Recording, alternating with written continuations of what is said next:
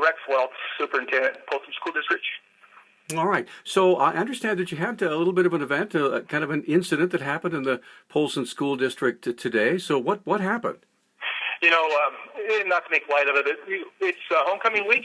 Obviously, great time, Montana fanfare, and we did have this week. I'll give you a little background story on what happened.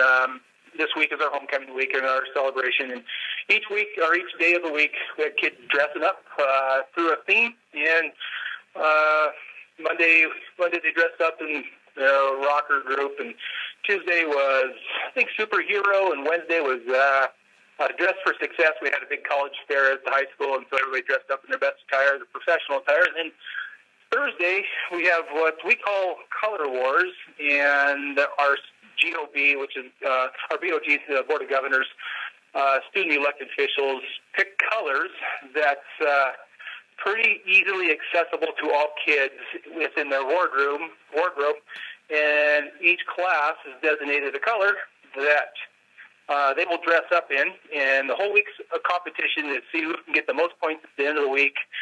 And Thursday, whoever had the largest percentage of their class dressed up in their color, they would be the winner of the day and would add to their total points for the week. And so yesterday, seniors they were selected black color, juniors white, sophomores were green, and I believe the freshmen were blue.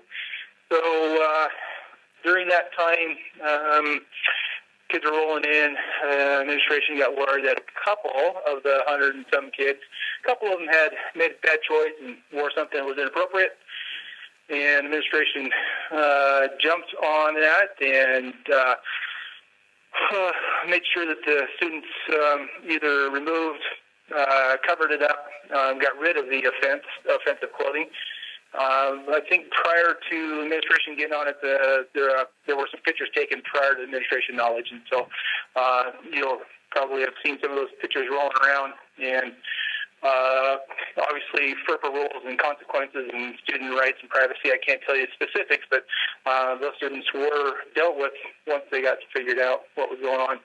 And then today is our Purple and Gold Day, and it's going well. Okay, so basically it came and it went, and the world didn't come to an end.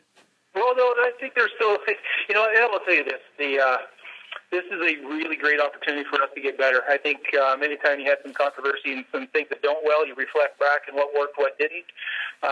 Obviously, we're going to rethink of calling it a color war. We've been doing it for over 10 years, quite possibly 15 years. We've been calling it color wars, and students get to use, we try to pick, like I said, for kids that don't have a lot of money for dressing up in costumes, that this is a most probably this is the activity that kids get to dress up in, because it doesn't take any fun. And so we pick colors that we know all kids have in their closets. And so I don't want to take it away, and we're going to rethink what we call it and how we do it next year. But boy, I tell you, our kids sure look forward to it. Like I said, we had almost 75% of our student body dress up yesterday.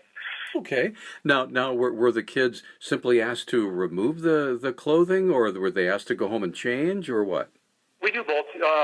Obviously, we anything that has deemed inappropriate or a disruption to the learning environment, we ask the kids to remove the clothing. We'll ask them do you have another shirt?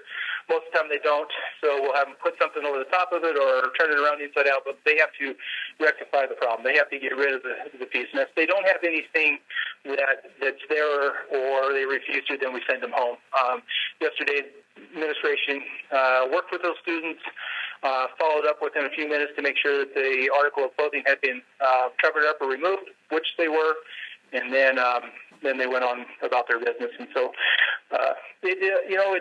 it's unfortunate, and I tell you, I've been telling a lot of people we have great students, absolutely phenomenal students, and we work with 14, 18-year-olds, and not all the time they make the best choices, and they'll make some mistakes, and I cherish that opportunity to work with kids and help them make better choices and learn from their consequences. Sure. So, what do you think the kids learned from this? Not just the kids who violated, but the whole student body. There's a lot.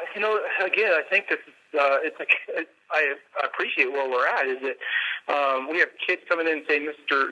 Weltz, They didn't mean it. They didn't. They really weren't trying to be problems. They were sticking up for them. We had other kids that felt like it was offensive. So you have the wide range of they're just kids versus that was highly offended. And so it again brings to the forefront that for me and our organization, we need to continue the anti-racism, the disrespectfulness, and sometimes kids aren't fully aware of their actions and how it relates to others. And so, again, we're going to work further with developing ideas on diversity and how we can help educate our kids. It truly is the right time to do it now before they get out into the real world, right?